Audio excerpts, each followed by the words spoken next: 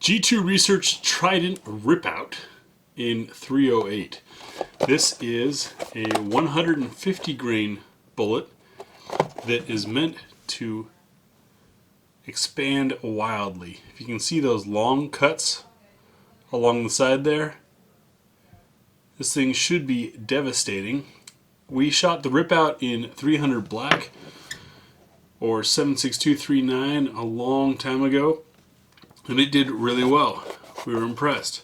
So how is it going to do in 308? Hopefully just as good. We're going to take this out and group it, and then, if we're lucky, shoot it into a gel block at 100 yards. Now when it comes time to the shooting, we could run this through an AR-10. We're going to run it through a bolt gun instead.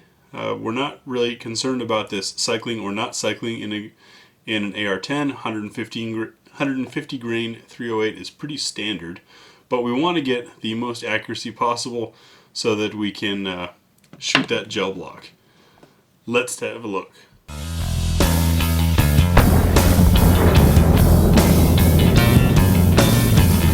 We're out today with G2 Research's Trident in 308 Winchester, loading it into the discontinued Marlin X7 VH 26-inch heavy barreled 308. We've got some worn rings holding a Nikon Monarch 7 on there, and our target camera set up at 100 yards. We want to group this, and we're using the Marlin instead of an AR because we want to try to get as accurately as we can, because if it can group tight enough, we'll shoot it in a gel at 100 yards and see if this round design really does what it's advertised. So you may recall when we tested the Ripout earlier in a smaller caliber, much easier to keep it going slow, how it's going to fare in 308. This is only 150 grain. That's what we're looking at. We are going to follow our standard grouping protocol. Exacto Erica is going to give her 5 shots, and then I will give 5 shots. And the target we're shooting at is an 8-inch circle out at 100 yards.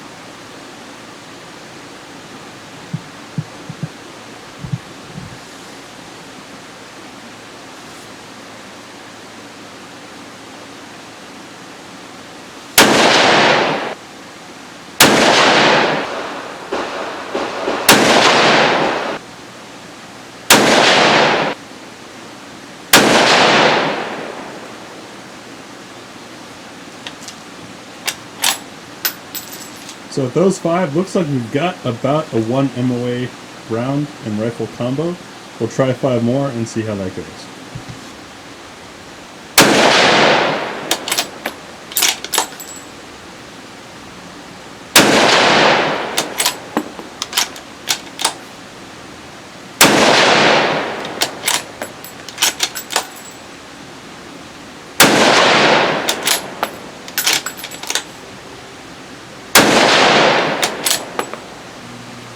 Looks like 1 to 2 MOA, possibly. The gel block is about 4 inches on the end.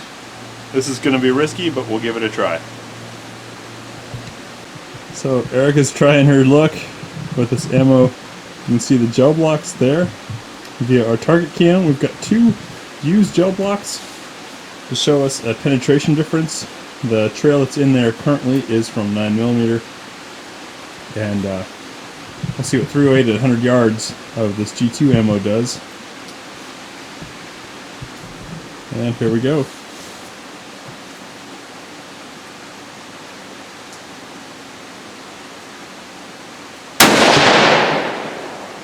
Oh gosh, it almost fell off the table. We had impact. We should probably go save.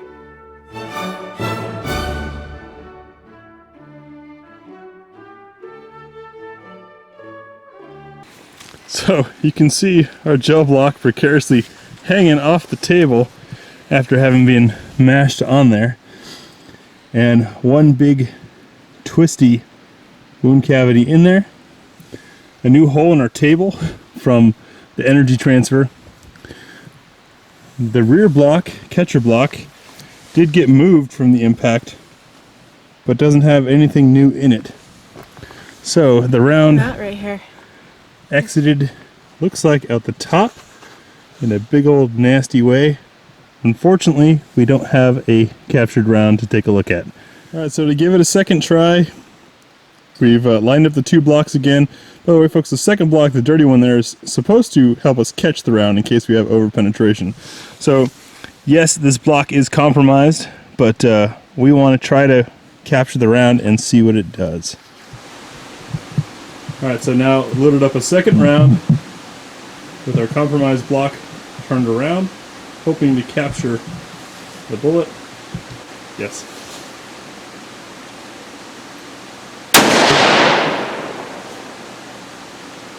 I heard the impact. Let's see what happened.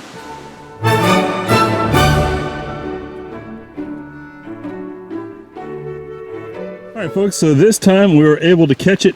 It did laser right through the first gel block and go about halfway into the second gel block, which would make this 24 inches of penetration. And you can see there that nice blossom. So here is our recovered slug. Beautiful piece. You can see those leaves folded back and twisted somewhat, probably as the projectile was traveling through the gel. As far as expansion, let's see what kind of diameter we got here. 0.6 of an inch.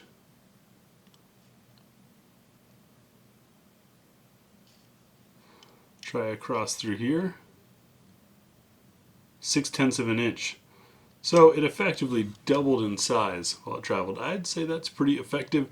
And you can see that deep cavity there. That of course would cause backing up as tissue and material fills it and help to further slow this down as it traveled through. Pretty impressive stuff.